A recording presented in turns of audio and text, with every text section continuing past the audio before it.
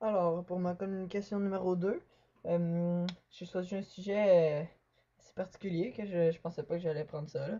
Puis, ben, c'est ça. Fait que j'ai décidé de prendre ça parce que hier, je regardais un documentaire à la TV qui m'a pas mal intéressé sur des prédictions faites par un alchimiste qui s'appelle Nostradamus. Lui, ben, il a vécu v'là environ 1500 ans. Non, il a vécu environ v'là 500 ans, donc en 1500. Euh, Puis il a fait beaucoup de théories qui se sont produites, d'autres qui sont un peu en lien, dont celle du cataclysme de 2012. Donc, ce qui se produirait probablement le 21 décembre, d'après lui. Donc, c'est ça que je vais présenter.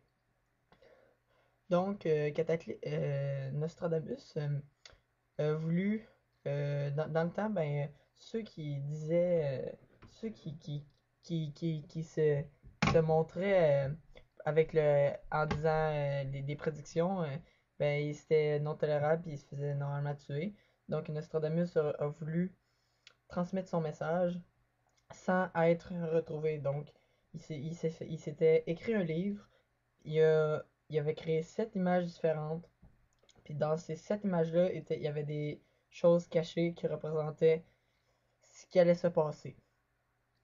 Donc, le plus intéressant dans tout ça, c'est qu'est-ce qui va se passer le 21 décembre 2012 est quelque chose qui, ça, c'est vrai, c'est sûr, c'est quelque chose qui se passe seulement à tous les 26 000 ans.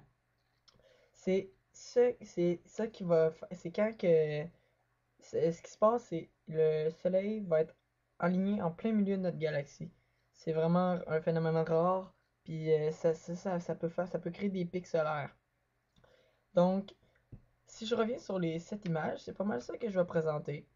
Donc, sur la première image, on peut constater, comme j'ai dit, il y a en haut, il y a la roue de la vie. C'est ça. Ben, en fait, la roue de la vie, c'est pas mal la vie, là. Puis, ben, ce qui concerne le soleil puis le lion, ben, comme j'ai dit, le soleil va se retrouver en plein milieu de la galaxie.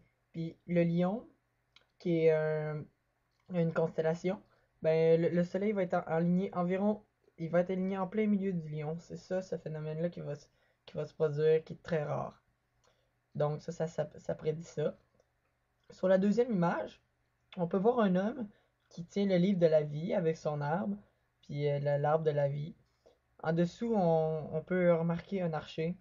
D'après la légende, des Sagittaires, il avait décollé une flèche dans le ciel, puis ça avait marqué le ciel, puis ce serait à cet endroit-là que se situerait le soleil environ.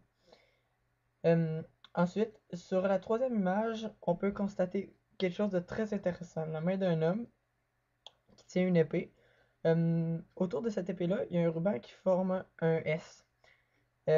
Si on regarde le ciel à partir de la Terre, il y a un point de vue qu'on peut remarquer un S, carrément un S dans notre galaxie.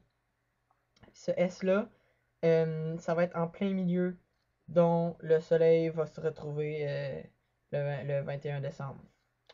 Donc, c'est ça, il va être exactement dans le milieu de ce S. Sur la quatrième image, on peut remarquer que l'orientation de la flèche euh, par rapport à l'inclinaison de la femme sont, vont créer une marque dans le milieu.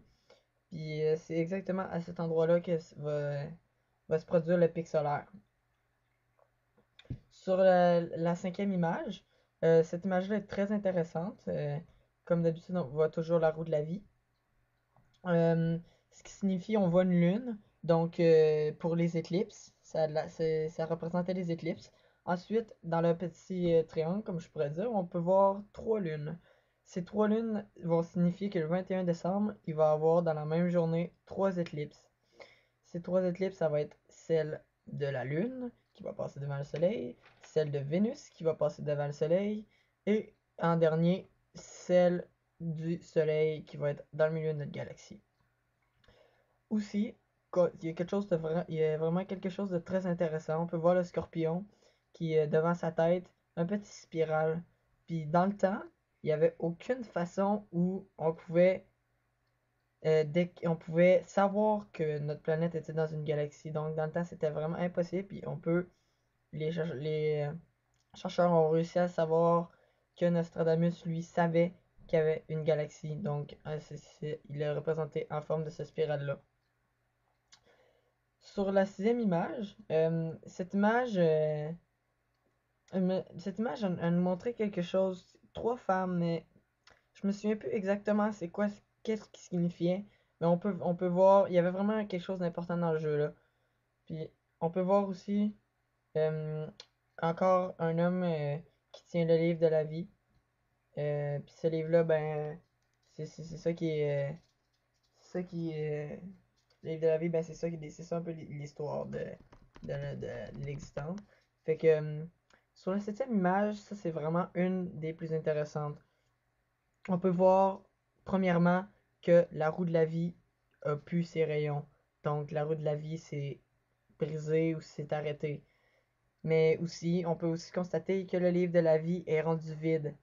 Donc, ces pages vides, ça peut signifier, il y a deux points de vue. Donc, soit l'histoire s'arrête, donc cataclysme, ou bien c'est rendu à l'homme de décider de ce qui va se passer plus tard. Donc, je veux dire, ça va être à l'homme de de choisir ce qu'il doit faire pour pouvoir continuer à survivre.